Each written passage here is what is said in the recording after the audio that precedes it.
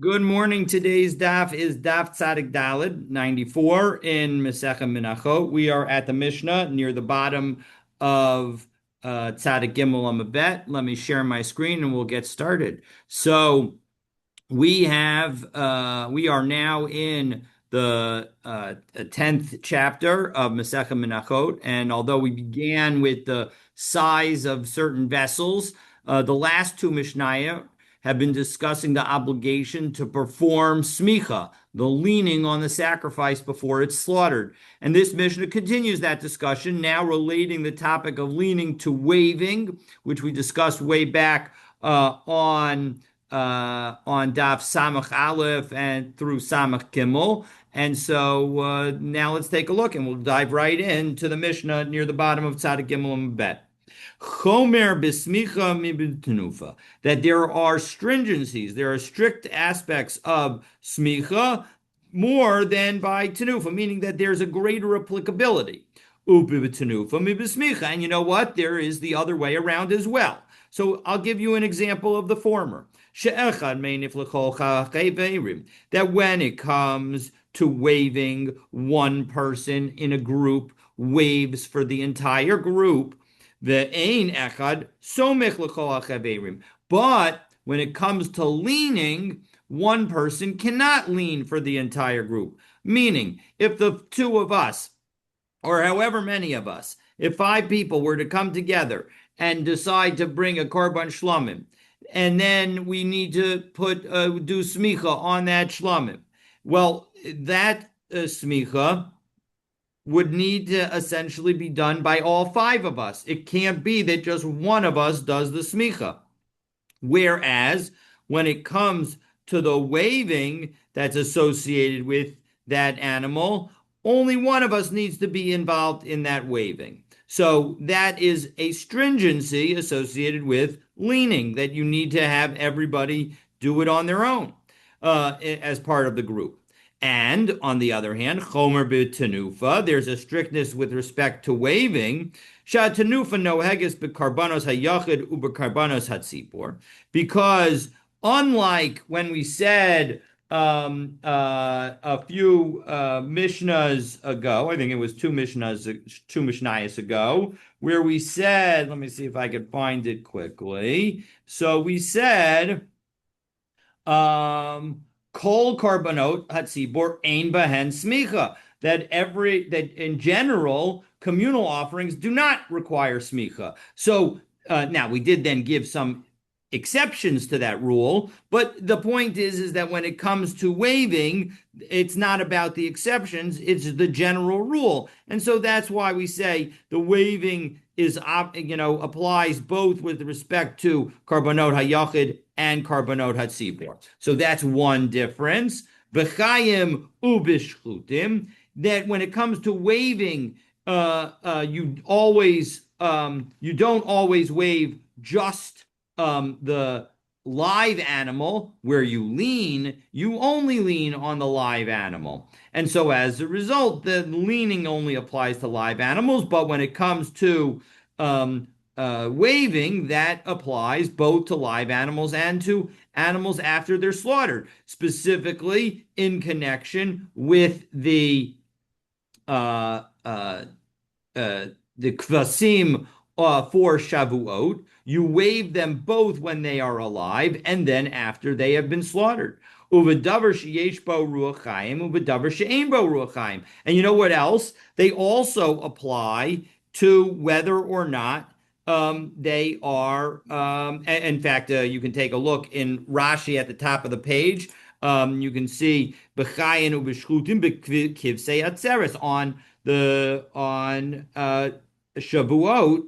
We also do we do waving both when it's alive and after it's dead when it comes to the lambs that are slaughtered on Shavuot.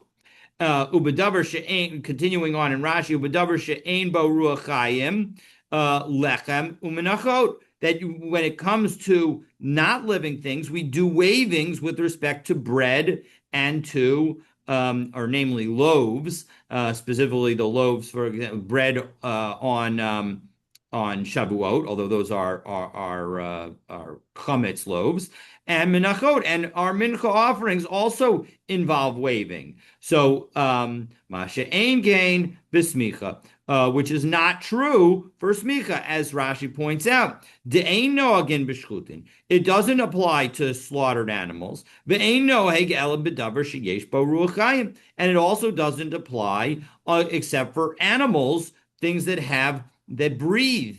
And so as a result, it doesn't apply to bread and to mincha offerings. So that's our Mishnah. So next, the Gemara now quotes a brisa to support the stringency associated with leaning. So Tanu Rabbanan, Karbano. So the in Vayikra Perek Gimel pasuk bet, it says his sacrifice. The entire pasuk is as follows. Second, I don't have the the word carbano is actually referenced several times in that passage, and so as we saw, I think yesterday, and so it says carbano l'rabos kol bale karban l'smicha. It comes to include, right? Actually, the carbano here is at least according to Torah or is Perek Gimel Pasuk Chet V'samach es yado al rosh korbano, that he leans his hands on the head of his sacrifice, V'shachado, so, and then he slaughters it, Livnei Oel Moed, in front of the Oel Moed, in front of the Kodesh, V'zarku b'nei Aaron es damo al mizbeach saviv, and then the sons of Aaron are going to throw the blood around the mizbeach. So, Karbano there, the fact that it says his sacrifice, L'rabos kol bale karban l'smicha. It teaches that every one of the owners, because it's got to be his sacrifice, are involved in the leaning, right? The pasuk says samach es yado. So sheyachol, because I might have thought balo dinhu that we have a kal v'chomer that suggests not so. Umatnufa, the Kal V'chomer would be as follows. When it comes to waving, Shinis Rabsa B'shchutin, where when it is applies to not only animals before they're slaughtered, but it includes even slaughtered animals.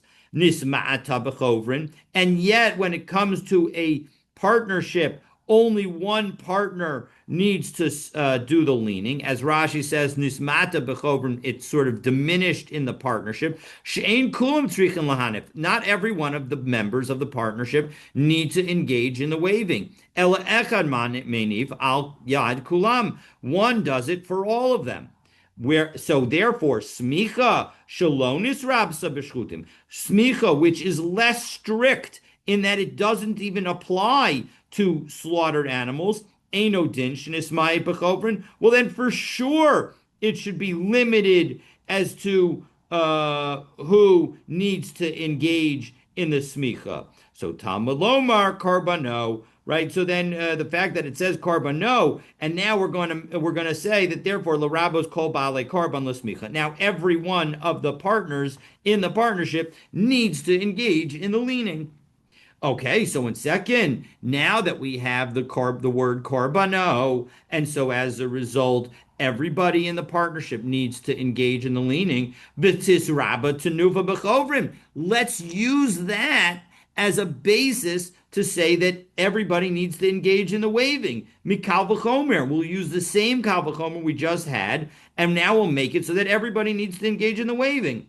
So umasmicha, because we have the word karbano, so we're not going to go in the other direction. So umasmicha shalonis rabsa b'shchutin. When it comes to smicha, which doesn't have the fact that it doesn't apply to slaughtered animals, nisrabsa b'chovrim, and yet we apply it to every single partner. Tenufa shenisrabsa b'shchutin. When it comes to waving, which does apply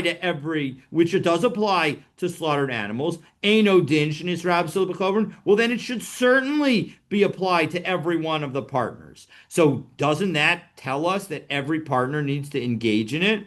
No, mishum delo efshar. The reason that we're not going to do that is because it's not possible. Because after all, heichi le'evid, what would they do? Linfu kula b'hadi adadi. You want them to all do it together. Kahavya chatzitza. Well, then the hands of one are going to constitute a interruption of the to the hands of the others. Not everybody's going to be able to hold the animal if you have multiple people's hands. Lanif lahader v'lanif. All right, so and you want to have them in that case, one have a wave and then the next one wave, etc. Tenufa amarachmana. That doesn't make sense either because the Torah itself says the word tenufa. The low tenufot. It's not multiple wavings. Now you may be thinking, well, 1 second, maybe we should say smicha below smichot, but that's not going to be true. And Rashi helps us out understand why that's the case in the 1, 2, 3, 4, 5, fifth line down in the narrow lines of Rashi. Tenufa, achat, one waving. Ksiv, that's what the Torah tells us. Writes, aval besmicha, when it comes to smicha, lo ksiv smicha. The Torah never actually uses the word smicha. Behajah, by itself. Ela bisamach stam. But rather it uses visamach, the verb. So yachol lismoch v'hadar lismoch, and so as a result, each person is doing smicha. You can't say that you're violating some aspect of the Torah by having each person do their own smicha. And so as a result, that is that. And we now say, and we now ask a question on this brisa and our Mishnah. Usmicha b'shchutin leisa, right? One of the aspects of the Kal V'chomer was that there's no leaning when it comes to slaughtered animals. But is that really true? V'hatnan. Here's a Mishnah in Maseches Tamid that shows that that's not the case. Daf Lamed Gimel Amud Bet. The Mishnah says, Bisman sheKohen Gadol wrote lahaktir, that the Kohen Gadol has the ability to get involved in any offering, and let's say he wants to get involved in the Karban Tamid, Haya Ola Bekevesh, he would go up the ramp, V'hasgan Bimino, and his deputy, the assistant Kohen Gadol, would be on his right. Higia lamach, in order to support him, because just in case he was older and he needed help going up the ramp. Higia lamachtis hakevesh, they would get to the halfway point. Achaskan bimino, the assistant would hold his right hand, a right arm, ve'elahu, and help him get to the top. V'hoshit lo harishon harosh v'haregel. And the first Kohen who was working on the Karban Tamid, who would ordinarily throw the head and the right back leg onto the altar, he hands them to the Kohen Gadol. Somech aleihen. The Kohen Gadol then leans on them, and of course these are already slaughtered, the animals in pieces, v'zorkan, and then he would throw them onto the Mizbeach. Hoshit Hasheni Larishon Shtei Yadayim. And then the second Kohen involved in the production process for the Korban Tamid would then bring the two hands, the two forelegs of the animal, and he would do the same thing. No snow Kohen Gadol. They'd give it to the Kohen Gadol. Somech aleihen. The Kohen Gadol would lean on them, v'zorkan, and then throw them onto the Mizbeach. Nishmat Hasheni. And so the second one would go away. V'halachlo, and the second one, would leave, would go away and then leave. V'karayu moshitin lo sha'ar kol ha'evarim, and then all the other people that are involved. And Rashi, there are a couple of different views as to how many people are involved. The simplest is that there are 11 people involved. In fact, the Masodas Hashas changes Rashi, which references 12 to 11 based on the Gemara in Maseches Tamid. I believe that 11 would be involved in bringing the Karban Tamid. Somech aleihen v'zorkan. And again, all the other people would bring up their pieces, and the Kohen Gadol would lean on them and then throw them. Ubizman shehu wrote who somech v'acherim zorkin. And if he wanted to, he didn't have to be the one to throw them onto the fire, onto the mizbeach. He could just do the leaning, and others would do the throwing. But the bottom line is that we see the Kohen Gadol is leaning on a shechted animal. So that seems to undermine all the things that we've taught so far. So, meaning it undermines our Mishnah, where we say that leaning only applies to live animals and not dead animals, and specifically, it's the stricture that's associated with waving is what applies to live and dead animals, whereas again, leaning only applies to live animals, and it undermines the Kal V'chomer that we had in our brisa. So Amar Abaye explains, Hasa Mishum Kvodo de Kohen Gadol. Really, what's involved here is the honor of the Kohen Gadol. And because this is the last Rashi Ksiv Yad for the Masechet, and then we get back to just having one Rashi on the page, let's do the last Rashi Ksiv Yad. It's 3 lines up from the bottom of the perek in the Rashi Ksiv Yad. Hi lav smicha gemurahi. This is not a full-fledged leaning. So as a result, you can't bring a proof from this. Because what is this all about? Ella, this is only done mishum yikra de Kohen Gadol, because of the honor of the and the importance of the Kohen Gadol. Shetehei haktara, so that his burning me'ula mishar haktara, it should have some aspect that is greater than all other burnings. And so the greater aspect of it is the fact that it involves him leaning on it. But it isn't technically a biblical requirement or anything along those lines. And so as a result, don't treat that as an undermining of either the principle we said in our Mishnah or the undermining of the Kal V'chomers that we had in the Brisa and Hadran Alach Shtei Midos, Hadran Alach Shtei Midos, Hadran Alach Shtei Midos. So we have completed the 10th chapter. And again, we now return to just having Rashi on the page. I will know that I will miss having the 2 options to look to help with the understanding the Gemara. But in any event, Shtei Alechem. Now we're going to talk about the Shtei Alechem and the Lechem Hapanim. That's what the 11th chapter is all about. Shtei Alechem, Niloshos Achas. They get kneaded individually. V'ne'efos Achas. And they get baked individually. Now these are Shtei Alechem, again, are the 2 loaves that are brought on Shavuot. Lechem Hapanim, when it comes to the bread, the show bread that is on the shulchan in the Kodesh every week, and it's put on every week and taken off at the end of the week, and with others put on in its place. Niloshos achas. They also get kneaded one by one. The ne'efos shtayim. But they get baked in pairs. Now, again, it's not completely clear whether this is a requirement to be specifically 2 or just to be more than 2. We will see in the Gemara that you can see multiple interpretations as to whether it means exactly 2 or more than 2. And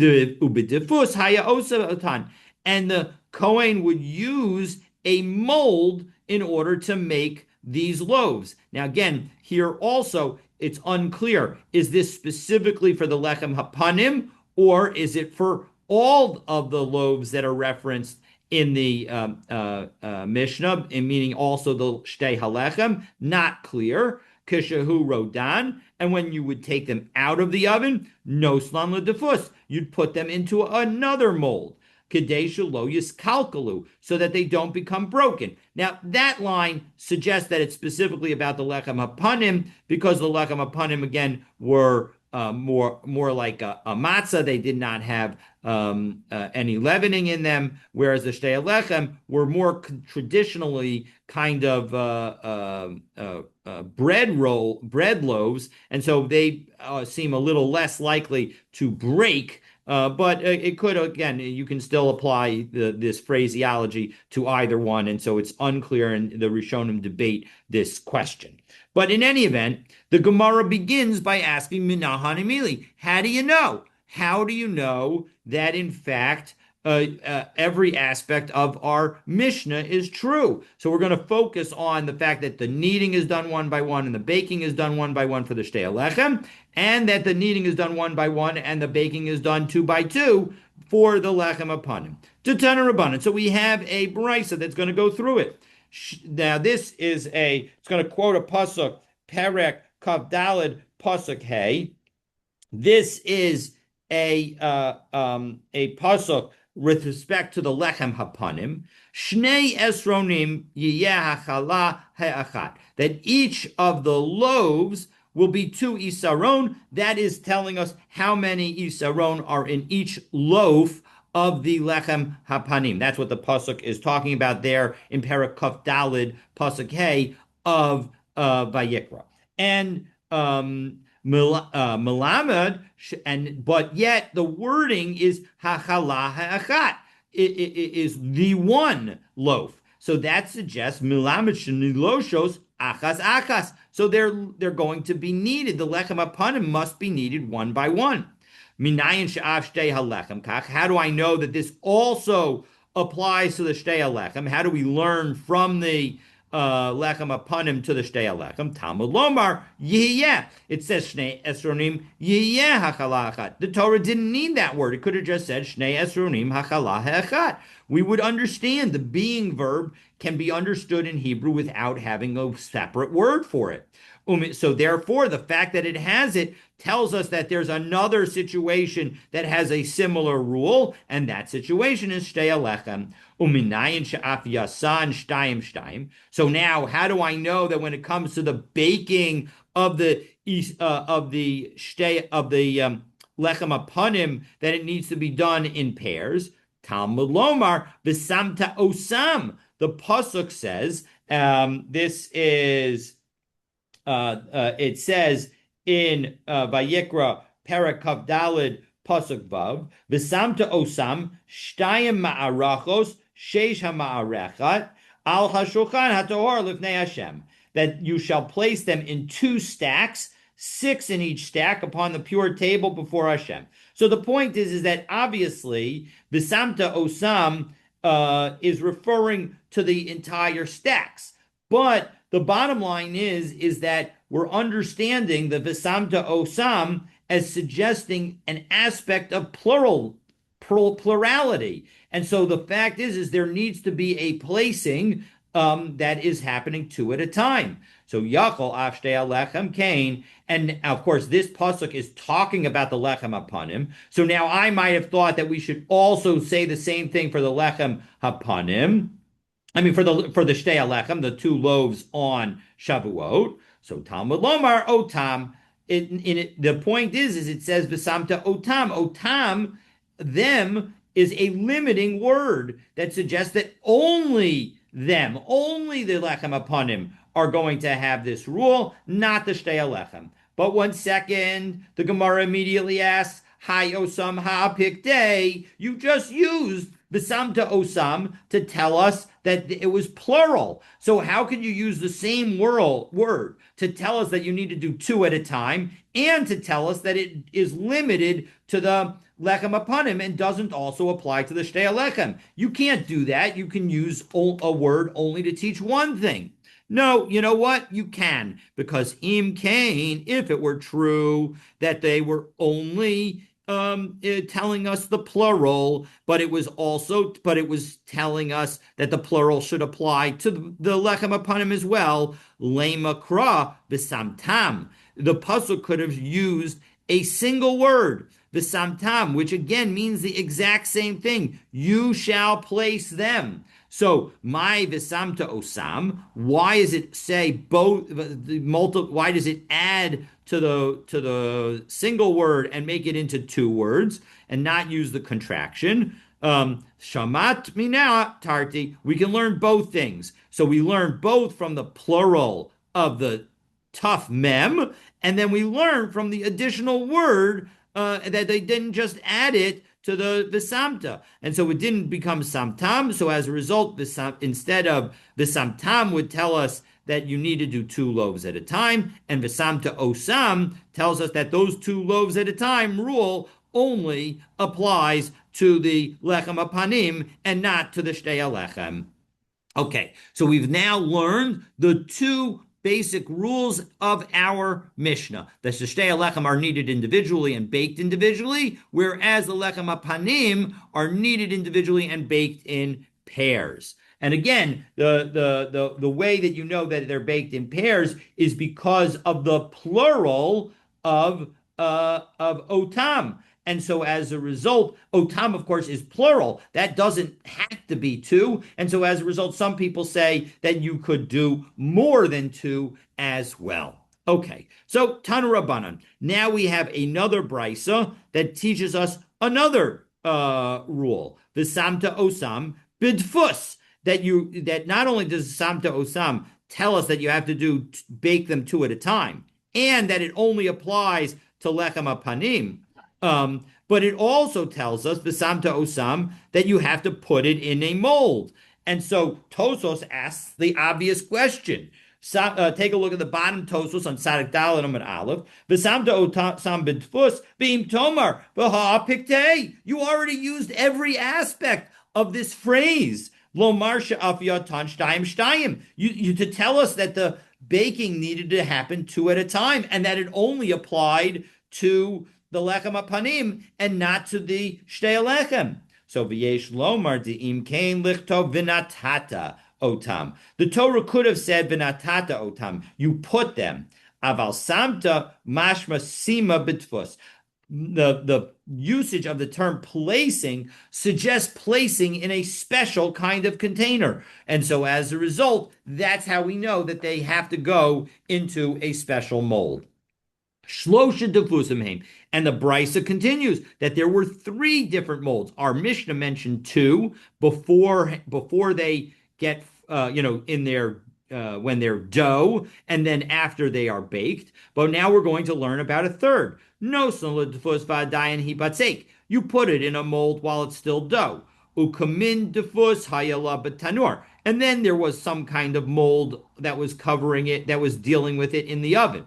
Because roda, and then when you take it down from the oven, bidefus, you put it, nosna bidefus, you put it into a third mold. Kadesha lotis kakel, so that it doesn't become ruined, that it doesn't end up and Rashi suggests that it means that it doesn't become moldy. Ula hadralo defus kama. So why do you need a third mold? Let's just put it back into the first mold. Well, kevan da afi lo nacha. When you baked it, it expanded. So as a result, you need a bigger mold. So that's the explanation of why we have three different molds.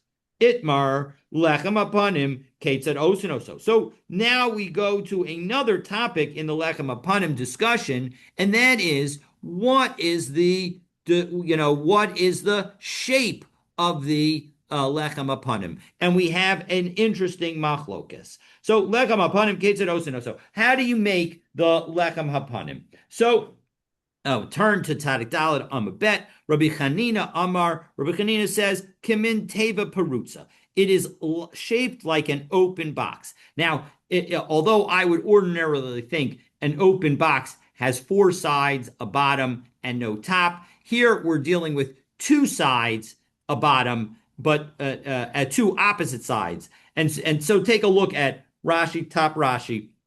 Kimin Teva Perutza, Shenitel Kisuya, that you removed its top. V'shtei defonoseha zu kineg zu. And it really just has two walls, one opposite the other. Kach halechem, so too the bread. Hayulo beis defonos, it had two walls. Vishulayim, and its bottom, rachavim kazeh, was wide like the picture in Rashi. Hopefully your Rashi also has the picture. It's basically looks like a staple. And so that is how the lechem hapanim looked according to Rabbi Chanina. Back into the Gemara, end of the first line, Rabbi Yochanan Amar, kamin sfina rokedes. It's like a dancing boat. Well, what does that mean? So, kamin sfina rokedes, Rashi helps us out here. Kavish, I'm not exactly sure what that means in Old French. Ve'ein la shulayim, it doesn't have a bottom. Ela milmala rachva, it's very narrow at the bottom. I'm sorry. Milmala rachva, wide at the top. Umilamata kala v'holachet ad ke'etzba kazeh. and as you go down, it gets narrower and narrower, like the diagram in Rashi, which is essentially a letter V. Ubeis rashaha, and the two ends. It's not a sort of like a furrow, which is narrow, which is wide from one end to the other, because of course the V that we're looking at is a cross section. What Rashi is telling us is that is the middle of the cross section. But in the ends, the front end and the back end of the loaf, chadin, they are points. So the point is that it effectively looks like a canoe. So if you take a look at a canoe and you section it in the middle, it's sort of like a V. You just imagine a sharper bottomed canoe. The hochen ugavoin lamala. And then as you come to the ends of the canoe, it comes to a narrower point, and the slope of the bottom of the canoe comes up to match that point. Ve'ein nogan b'mayim. Those ends, if they were a boat, would not actually touch the water.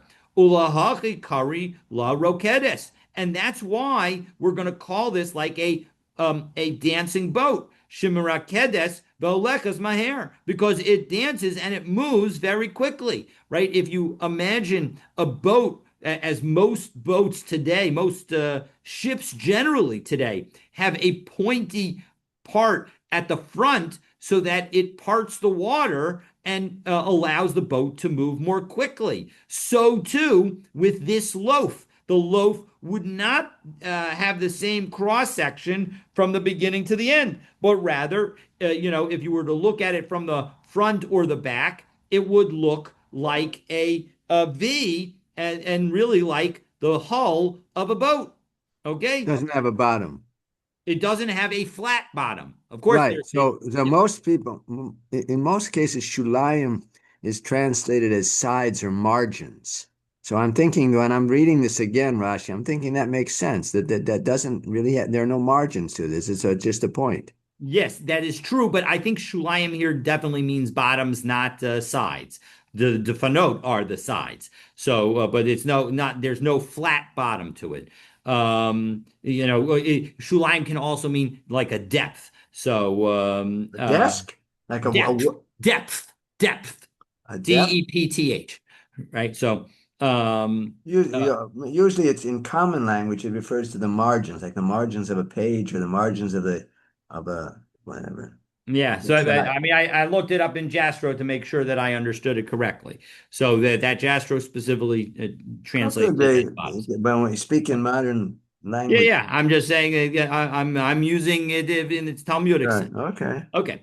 So back into the Gemara. So now we're going to go through the rest of today is going to be different aspects that are make it more clear, more that suggests that each of these, that Rabbi Yochanan or Rabbi Hanina is right. So first we're going to suggest that Rabbi Hanina is right, and then we're going to suggest that Rabbi Yochanan is right, and finally we will conclude with a baraisa that supports Rabbi Yochanan. So Bishlama Lamanda Amar Kamin Teva Prutza. According to Rabbi Hanina, it works well if you say that it's an open box. Hainu dahavu yasve bezichin. Well, that then creates space for the spoons of Lavona to rest, because it would rest on the bottom, on the flat bottom of the loaf. Because the Torah says, right? So take a look at Rashi 1, 2, 3, 4. It's the next Rashi. We're going to do almost all the Rashis on this daf, certainly for the first half of the daf, so you can keep your finger on Rashi. Hainu diyasve bezichin shel lavona, that this is where the spoons of lavona would sit. Bitoch lechem, inside the bread. Ha'elyon, of the topmost bread. Kediksiv, after all, the Torah says, al hama'areches levona zaka, that on the pile, on the stack, would go the purified frankincense. Dahoel ha'shulayim rachavim, because the bottom is wide, hayu yoshin habezichin alehem yafeh, it'll sit very nicely on the bread. So, however, El Lamanda Amar Kamin Svina Rokedes Hechi Havu Yasvi Bezikin. But how would that work for the boat-shaped loaves? So the answer is Makom Avid Lahu. So take a look down to Rashi's Makom Avid Lahu. They would make a space for them. Ba'ove Echad Hadifonos.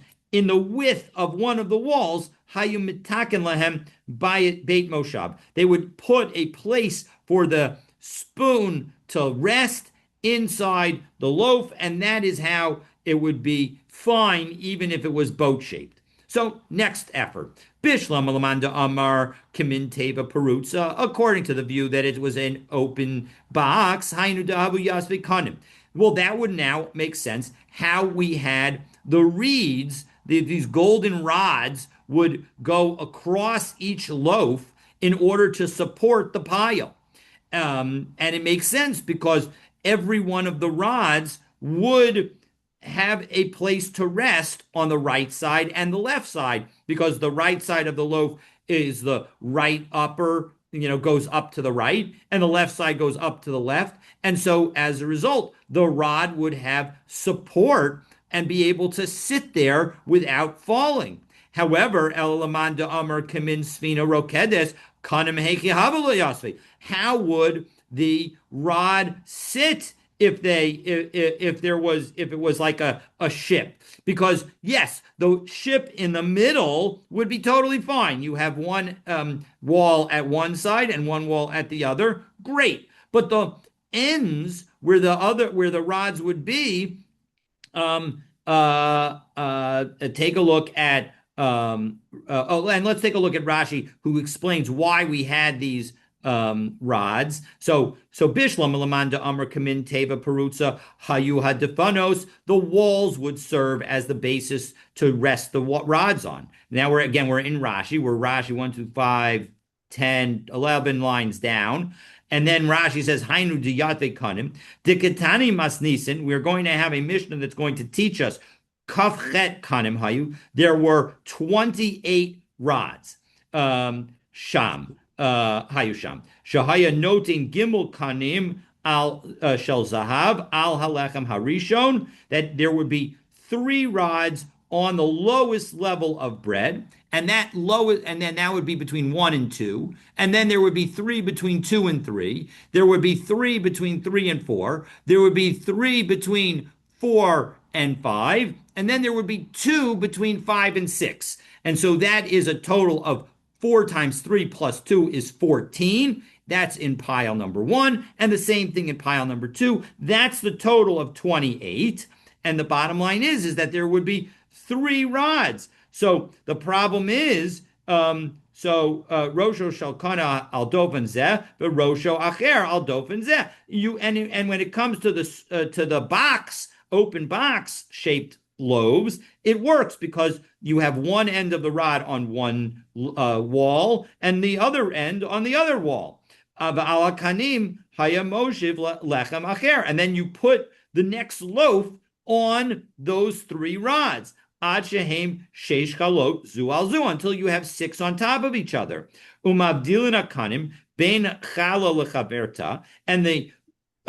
the loaves, the rods would separate the loaves one from the other, so that they don't get moldy. So Ela Lamanda Amar Kisvina Rokedas Hechi. So 1 second, and I may have said moldy with respect to the shape, to the mold before, to putting the loaves in the mold. That I got myself confused. This is the concern about mold, is that the things would get ruined if you were to put them. If you were to allow the loaves to touch each other. So here we're not going to allow the loaves to touch each other in order to avoid them getting moldy. And so that is the explanation for why we're doing it. But now the question is, right? The 2 ends of the loaf are pointy. Sham. And so you can't have 3 rods resting on it, because only the middle rod would have the width, would have the two sides of the boat to rest on. The front rod and the back rod are resting on essentially on a single point, and they would thereby bend. They would thereby fall if you left them alone like that. So that can't be. So Morsha Avidlahu, they would make up an extension. They would make a protrusion on the ends of the loaves so that they could actually rest the rods on it and they wouldn't fall. Rashi says, Morsha Avidlahu, Eitzel Harosh Mikanu Mikan. They would make an extension on each side of the ends from one side and the other. Umadbik ma'at betzek. They would attach a little bit of extra dough lekabel esakanim in order for them to hold the reeds. Okay, so Bishlam, a third question, and to Rabbi Yochanan Bishlam Lamanda Amar Kamin Teva Perutza. It works according to the one who says it's like an open box, namely Rabbi Chanina Hainu Desamchi Le Snif in Levelechem. That's how the walls, the supports would the support the bread. That because what did you have? There were two walls effectively on either side of the loaves that effectively went up the sides and would also hold these rods and help support everything. So, well, that works. We can understand how these walls would prop up the bread if the bread was box-like, because these walls were vertical and they would go alongside the edges of the challahs. But El Lamanda Amar Kamin Svina Rokedes Hechi Samchi Le Snifin Lelechem. How would these walls support the bread? So Rashi explains the situation for us. Take a look at Rashi. Bishlam Lamanda Amar Kamin Teva Perutza. Shahayu Hadafanos Zukufos Bishava. That the walls of the bread would be equivalent to the walls of the supports. Hainu Desmichi Snifin Lelechem. And they would go along with the supporting walls. Diktani Snisin Arba Snifin Hayu. There were 4 supports, 2 for each stack. Sham. Mufatsalin Beroshehen, and they had projections at their tops. Shnayim l'seder zeh, 2 for one stack. V'shnayim l'seder zeh, and 2 for the other stack. Shalechem munach arko l'rochbo shel shulchan, that the length of the bread would go across the width of the table, so that the table was longer than it was wide, and so you'd be able to have 2 stacks. The kofel lamala mikanu mikan, and the loaves, if you didn't bend them up and have them look like a staple, according to the box approach, they would be too long. And so as a result, that's why they are shaped the way they're shaped. And so as a result, you fold up those sides so that they don't extend over the end of the table. Masha orech alechem yeser al rochav hashulchan. You would fold up from each side what was extra that would have extended beyond the edge of the table. Vehein hein dofnei alechem. And the part that you're now folding up, they become the wall of the bread. Ulamanda amar kimin teva perutza. But according to the view that it's a dancing boat, so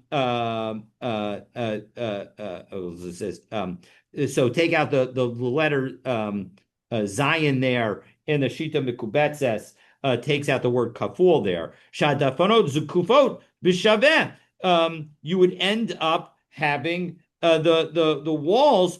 I'm sorry.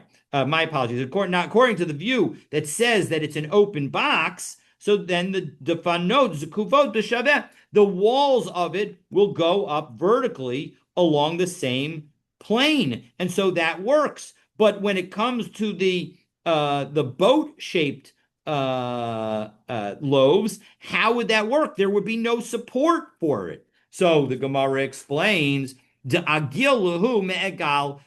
you know what? the props had a semicircle in them. As Rashi tells us, da'agil luhu miagal. It's 1, 2, 3, 4 in the wide lines of Rashi. It's 12 lines up from the bottom of Rashi. Da'agil luhu miagal. Ein hasnifin omdin zikufin. They weren't just straight up and down. Ela asuyim kachatzi ma'agal. They were made like a half circle. Shikorin circula. Certainly, that word is definitely related to the word circle of today. Kizeh. And again, looking at you can see in the bottom picture, that's what Rashi is referring to. The oto eagle tachas shifuo shalechem the somech es kol alechem. And so you would have these semicircles supporting the entire loaf of bread because it would go along the semicircle shape of the bread itself. The rosh hasnif somech larosh halechem, and that one end would be close to the end of the bread. Miagal circula, and again it would circle it. Kidakarin choni hamagal, just like we call the choni the circle maker. Al shem uga, based on the concept of a circle. And so as a result, that's what we're talking about. And so as a result, we now have gone through the first three questions, and we now go to question 4, and now we turn to asking on Rabbi Hanina and supporting Rabbi Yochanan. So Bishlam Lamanda Amar Kamin Sfina Rokedes. So now it's good according to the one who says that it's ship shaped, it's boat shaped. Hainu debi'inan snifin. That's why you needed the supports, because the supports really kept the loaves steady. Otherwise, the loaves would not be able to balance on their own. Elamanda Amar Kamin Teva Perutza Snifin Lamali. But according to the version that says it's an open box, why do you need to have any kind of supports whatsoever? So the answer is Agav Yukra Delechem Tlach. The concern is that the weight of the bread, if you stack it up so high, may end up pushing down and causing the bread beneath it to break. Remember that it's less flexible because there's no it's matzah, it's not leavened, and so as a result we have to be worried about breakage. And so the walls, by being vertical, and the would absorb some of the pressure from having the loaves one on top of the other, and so as a result it would prevent the lower loaves from pushing out and thereby causing them to potentially break. So, next question, according to Rabbi Chanina Bishlam, Alamanda Amar Kamin Svina Rokedes, it works according to Rabbi Yochanan in his boat approach. Snifin al Gabi Shulchan Munachin. It makes sense because it's shaped like a boat, it's narrow at one end and at the other end. You have space underneath in the four corners for there to be something on the table itself. But according to Elamanda Amar Kamin Teva Perutza, but according to the one who's like an open box where it's rectangular or square, there's a problem because the edges that are vertical are going vertical at the very limit of the table. So how can you put a support on the table that is beyond the right wall and the left wall when those right walls and left walls are aligned with the edge of the table? It doesn't work. So Snifin Heikamanachlahu, where would you put the supports? Aramanachlahu, would you put it on the ground? And the answer is Ain. Yes, you would put it on the ground. Da'amar Rabbi Abba Bar Mamul, because Rabbi Abba Bar Mamul, in explaining this machlokus, notes the following: L'divrei ha'omer kimin svina rokedis, according to the view that says it was like a boat, namely Rabbi Yochanan, snifin al gabi shulchan munachin. Well, then the supports were able to be put on the table. L'divrei ha'omer kamin teva perutza, and according to the one who says it's like an open box, namely Rabbi Chanina, well then snifin al gabi karka munachim, you'd put the supports on the ground, and it would rise up from the ground. So So now we ask a question. So we've tried two times, and again, we've everybody's been able to defeat all efforts. So Kaman Azla Hada Amar Rav Yehuda, whose statement is like Rav Yehuda. Halecha Ma'amid es hasnifin. The bread supports the supports. Hasnifin and the supports Ma'amidim as halechem. They hold up the bread. So who does that work like? So, Commander Amar Kamin Svina Roketis. It really only works like Rabbi Yochanan because the boat pushes down on the supports, holding the supports in place, and the supports hold up the bread to avoid the bread from falling. But when it comes to the supports, according to Rabbi Hanina, where the bread is like a box, the supports are not really holding the bread. They're preventing the bread from expanding or from breaking, but they're not really supporting the bread. And similarly, the bread isn't really supporting the props. They're not holding it in place. The supports are being held by the legs that go all the way down to the ground. So that, at least the statement of Rabbi Yehuda, seems to be more consistent with Rabbi Yochanan rather than Rabbi Hanina. So Meisvei, I'm going to try and now give an upslug of Rabbi Yochanan and say that really Rabbi Hanina must be right, because what does it say? Kamin kaveris. There's a brisa that says Kamin kaveris hayalabatanur, that there was a basket in the oven. Now this may be the mold that was referred to earlier in which the bread is baked.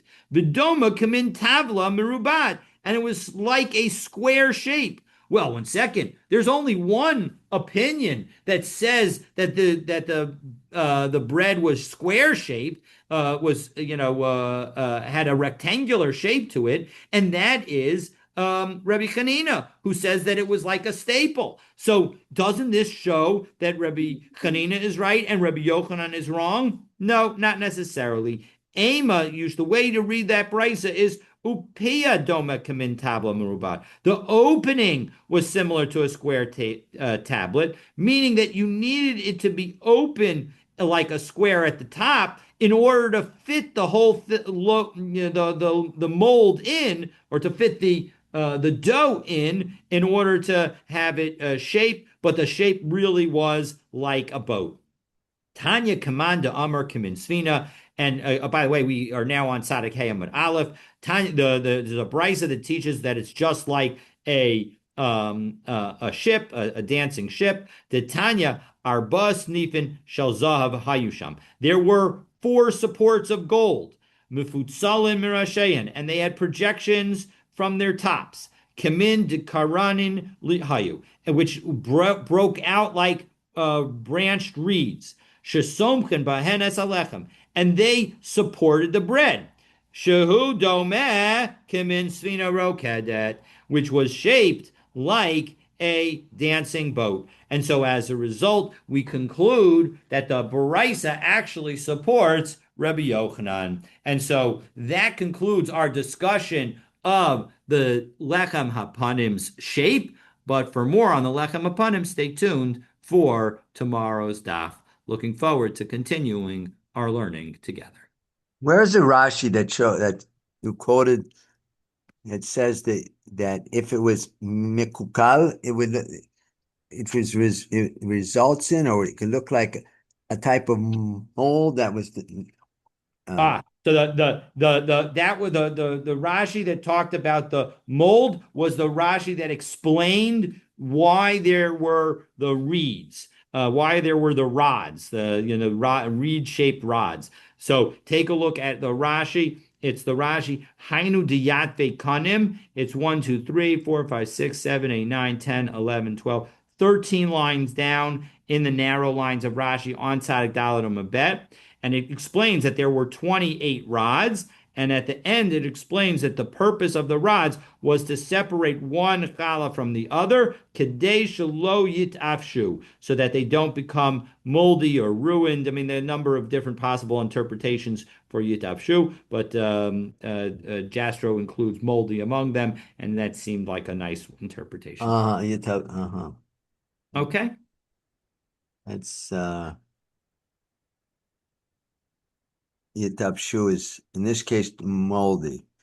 Yes, I mean it doesn't necessarily. It could also just be ruined, right? I think the adaptation also could be just ruined. So I mean, and so there are a number of different ways that one can understand it, but to make it more a little more graphic, I decided to use the word moldy.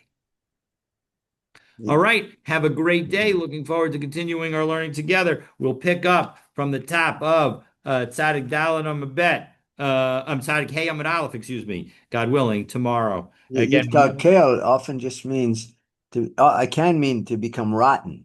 yes, yes. And so here it was just that was a reference to the purpose of having the molds at the end, why you put the loaf with a mold at the very end of after you baked it, and that it says mikalkel. I interpreted it earlier as moldy, but really it should just be ruined. All right, we'll pick up from there, God willing, tomorrow. Looking forward to continuing our learning together.